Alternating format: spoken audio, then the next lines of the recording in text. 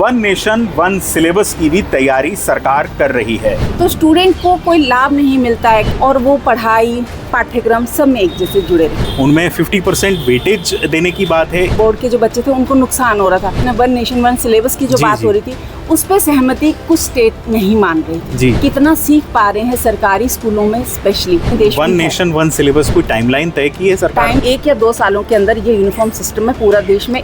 आपने देश में वन नेशन वन इलेक्शन का नाम तो जरूर सुना होगा, लेकिन अब वन नेशन वन सिलेबस की भी तैयारी सरकार कर रही है। जी हाँ, यानी देश में जितने बोर्ड्स हैं उनके सिलेबस में एकरूपता लाने के प्रयास के तौर पर इसको देखा जाना चाहिए। यही कोशिश है, लेकिन ये कोशिश क्यों की जा रही है और क्या है वन नेशन वन सिलेबस? हमारे साथ सीमा शर्मा मौजूद हैं, जो कि शिक्षा मंत्रालय से जुड़ी गतिविधियों पर नज़र रखती हैं। सीमा, आपसे मैं समझना चाहूँगा कि ये जो पहल है सरकार की वो क्या है आखिरकार? देश भर में अभी तक आप सबने CBSE बोर्ड का नाम सुना है, CBSE का। वैसे सभी स्टेट के अलग अलग बोर्ड हैं, लेकिन आपको पता है कि देश भर में 66 स्टेट मतलब बोर्ड हैं, लेकिन उसकी सबके जो भी 66 बोर्ड हैं उन सब में कोई एकरूपता नहीं है। तो उसमें पाठ्यक्रम सबका अलग है, उनका जो परीक्षा प्रणाली है वो अलग है, उनका मूल्यांकन पद्धति जो है वो बिल्कुल अलग है। तो स्टूडेंट को कोई लाभ नहीं मिलता है कि उन 66 बोर्ड का जो बच्चा आता है, जो वो नीट या JEE में जब जाता है तो उसमें से महज 33 से 35 बोर्ड ही हैं जिनके बच्चों में एकरूपता थोड़ी सी दिखती है। बाकी जो बच्चे हैं उनको बहुत दिक्कतें आती हैं। तो इसीलिए सरकार का ये है कि जब हम देश भर की बात करें, देश के विकसित भारत की बात करें और NEP लागू हो चुकी है हमारे देश में, NEP 2020, तो सभी जो बोर्ड हैं वो अपने जो एक साथ एक जैसा मूल्यांकन लाए बोर्ड एग्जाम में, स्पेशली 10th और 12th में, और मतलब 8 तक वो अपने जो भी बोर्ड के स्टेट हैं या वो हैं मतलब बोर्ड से जुड़े हुए हैं, वो लोग अपना अपना पढ़ा सकते हैं अपने स्टेट के हिसाब से जो भी पढ़ाना चाहे। लेकिन जब बात 10th या 12th की आए तो देश में जो सभी बच्चे हैं, 25 करोड़ से अधिक जो बच्चे इसमें आते हैं, वो बच्चे सब एक साथ जुड़ें और वो पढ़ाई पाठ्यक्रम सब में एक जैसे जुड़े रहे। अब इसमें सवाल ये आता है कि इसकी दरकार क्यों पड़ी? आप क्या JEE और जो इंजीनियरिंग एंट्रेंस एग्ज़ाम्स हैं उनमें 50% वेटेज देने की बात है, इसलिए इस कदम को उठाया जा रहा है? 50% वेटेज की बात जो आ रही है अभी, वो अब शुरू हुई है पिछले 1-1.5 साल से। लेकिन ये जो 66 बोर्ड है इनको यूनिफॉर्म सिस्टम में लाने की बात 2017 में सरकार ने शुरू की। ये कैब की मीटिंग जब हुई थी, जिसमें देश भर के सभी स्टेट आते हैं, शिक्षा पे किस तरह से आगे बढ़ना है, क्या एकरूपता होनी चाहिए, जिसमें पाठ्यक्रम है, परीक्षा प्रणाली है, मूल्यांकन है, उन सब का चीज़ों पे बात की जाती है। तो जो 2017 की मीटिंग हुई तो उस टाइम ये फर्स्ट टाइम टॉपिक आया था कि हम सभी बोर्ड को एक साथ होना चाहिए, एक जैसा काम करना चाहिए। तो उस टाइम सबसे बड़ी दिक्कत शुरू हो रही थी जब दिल्ली यूनिवर्सिटी में 100% कट ऑफ जा रही थी ग्रेजुएशन में। तो उस 100% कट ऑफ को कैसे कम किया जाए, उस टाइम उस मीटिंग में डिस्कशन हुआ। तो पता लगा कि मॉडरेशन के ऊपर कोई पॉलिसी नहीं है, कोई 100 में से 100 मार्क्स दे रहा है, कोई बहुत स्ट्रिक्ट मार्किंग कर रहा है बोर्ड एग्जाम में। तो जैसे केरल और तमिलनाडु के जो बच्चे थे उनको सेंट स्टीफन DU का जो सेंट स्टीफन कॉलेज है उसमें सारी सीटें भर जाती थी, और उनका जो कट ऑफ था वो 100% से ऊपर तक जा रहा था। मतलब अगर 100% हम बोलते हैं तो अगर देखा जाए तो उससे भी ऊपर उनका कुछ ऐसा था।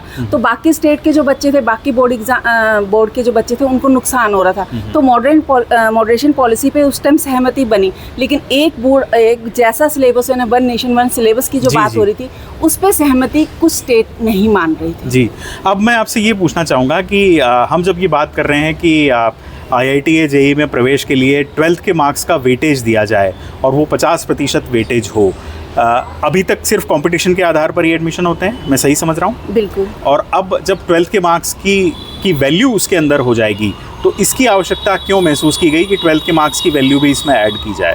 JEE और नीट की जब बात आती है तो आपने देखा होगा, जब बच्चों से पूछते हैं हम JEE नीट के जो बच्चे होते हैं कि आप कितने घंटे पढ़ाई करते हैं, तो पता लगता है वो 17 से 18 घंटे पढ़ाई करें। कुछ बच्चे तो ऐसे बोलते हैं हम 20 घंटे पढ़ाई किए।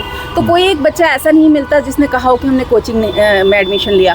तो 6 क्लास से पेरेंट्स को लगता है कि हम अपने बच्चों को इंजीनियरिंग या मेडिकल एरिया क्षेत्र में भेजना है, तो 6 से अपने बच्चों को ट्रेन करना शुरू कर देते हैं। तो इससे क्या हो रहा है, बच्चे अत्यधिक तनाव में आ रहे हैं, कोचिंग पे निर्भरता बढ़ती जा रही है। और जो प्राइवेट स्कूल हैं वो NCERT की बजाय प्राइवेट ऐसे पब्लिशर की बुक्स लगा रहे हैं जो कि बच्चों को एक्स्ट्रा मतलब उस पर काम करना पड़ रहा जी। है। वो स्कूल में भी पढ़ाई करते हैं और वहाँ जी, भी पढ़ाई करते हैं। तो सरकार का सीधा सीधा ये है कि हमें मशीन नहीं बनानी है, हमें मेंटल हेल्थ को भी बच्चों को ठीक ठाक रखना है, क्योंकि उसके इफेक्ट बाद में पड़ रही हैं। +2 के बाद जो हायर एजुकेशन में पहुँचते हैं उसका मेंटल हेल्थ के जो ख़राब हो रही है बच्चों की, उसके इफेक्ट पड़ रहे हैं, सुसाइड बढ़ रहा है, बहुत ज़्यादा डिप्रेशन में जा रहे हैं बच्चे। तो इसके लिए शुरुआत यहाँ से की जा रही है कि हम लोग जो जेई और नीट का एग्ज़ाम होता है, जेई के 2 एग्ज़ाम होता है, मेन में से 2.5 लाख से एडवांस में पहुँचते हैं जो कि आईआईटी के लिए जाते हैं बच्चे। तो इसमें 50% वेटेज इन राष्ट्रीय मतलब जेई या नीट का लिया जाए, 50% का जो वेटेज है वो हमारे 12th क्लास के मार्क्स का लिया जाए। तो लेकिन अगर वो ये योजना शुरू होती है तो बच्चों के लिए बहुत बड़ा फ़ायदा होगा, उनका मेंटल हेल्थ ठीक रहेगी, दूसरा उनकी कोचिंग पे निर्भरता कम होगी, तो पेरेंट्स के ऊपर आर्थिक दबाव भी कम पड़ेगा। लेकिन उससे पहले हमारे देश के जो 66 बोर्ड हैं, स्कूल बोर्ड हैं, उनको एक रूपता लानी होगी। तो उसके लिए ये है कि हम लोग पहले उस 66 जो बोर्ड हैं उनको यूनिफॉर्म सिस्टम में लाए। इस यूनिफॉर्म सिस्टम में लाने के लिए क्या मतलब एग्जीक्यूशन हो गया है या इसकी कोई टाइमलाइन तय की गई है, कब तक ये काम हो जाएगा, या अभी सिर्फ प्रस्ताव के स्तर पर है, कहाँ है ये? G20 के टाइम पे 2023 में सरकार ने ये पहली बैठक बुलाई थी यूनिफॉर्म सिस्टम के ऊपर। उसमें सभी देश भर के सभी राज्य आए, जो भी सभी बोर्ड हैं, सब उन बोर्ड के अधिकारी आए, राज्यों के मुख्य शिक्षा सचिव आए, मुख्य सचिव आए। उसमें वेस्ट बंगाल को छोड़ के अधिकतर लोग शामिल हुए थे। तो उसमें से जो दिक्कतें कुछ मतलब अधिकतर राज्य तैयार थे इसको करने के लिए कि ठीक है हम लोग इसमें करने के लिए सहमत हैं, लेकिन तमिलनाडु और केरल को कुछ चीज़ों पे ऑब्जेक्शन था। उसके बाद ये कहा कि एनसीईआरटी में काम कैसे होगा, एक एजेंसी लगानी होगी, थर्ड पार्टी एजेंसी किसको लेंगे। तो एनसीईआरटी के एक परख है, डिपार्टमेंट अलग विंग है जो पूरा बच्चों की क्वालिटी एजुकेशन पे काम करता है कि बच्चे की किस एज में, किस क्लास में कितना उनके सीखने की क्षमता है, कितना सीख पा रहे हैं सरकारी स्कूलों में स्पेशली, क्योंकि भारत एक ग्रामीण देश वन नेशन वन सिलेबस। मेरा सवाल है कि इसको एग्जीक्यूशन के लिए कोई टाइमलाइन तय की है सरकार ने? टाइमलाइन इसमें यह है कि अभी 2023 के बाद अभी रेगुलर मेरे ख्याल से 17 या 18 स्टेट ऐसे हैं जो अभी तैयार हो चुके हैं। कुछ अब वेस्ट बंगाल जो अभी तक राजी नहीं हो रहा था, अब वहाँ पे बीजेपी की सरकार आ चुकी है, तो अब वहाँ का वो लोग भी तैयार हो जाएंगे। और केरल और तमिलनाडु को कुछ चीज़ों पे ऑब्जेक्शन थी, जब वो ऑब्जेक्शन धीरे धीरे दूर हो रही हैं तो हम ये मान सकते हैं कि जब 50% वेटेज +2 का शुरू होगा तो तमिलनाडु और केरला पहले बोल चुके हैं कि हम लोग सिर्फ जेई और नीट पे निर्भर क्यों हैं, जब पेपर लीक जैसा इशू आता है। टाइमलाइन जो है उस संबंध कोई तय की है सरकार ने, वो कब तक कुछ निर्धारित किया है? ये उम्मीद की जा सकती है आने वाले 1 या 2 सालों के अंदर ये यूनिफॉर्म सिस्टम में पूरा देश में सभी बोर्ड जो हैं उसमें एक साथ आ जाएंगे। चलिए, बहुत शुक्रिया। यानी बात बिल्कुल साफ है कि सरकार वन नेशन वन सिलेबस पर काम ज़रूर कर रही है और इसका उद्देश्य भी सीमा ने हमको काफ़ी अच्छे ढंग से बताया, लेकिन इसके लिए पहले सभी राज्यों का ऑन बोर्ड आना ज़रूरी है और जिन राज्यों को आपत्ति है उनके शक शुबे भी धीरे धीरे सुलझाने का काम तेज़ी से किया जा रहा है। फिलहाल शुक्रिया सीमा इस पूरी जानकारी के लिए आपका। अमर उजाला पर आप बने रहें। इस वीडियो में फिलहाल मेरे साथ इतना ही। नमस्कार। अगर आप ये वीडियो YouTube पर देख रहे हैं तो हमारे चैनल को सब्सक्राइब कर बेल आइकन दबाएं और Facebook पर देख रहे हैं तो हमारे पेज को लाइक करें।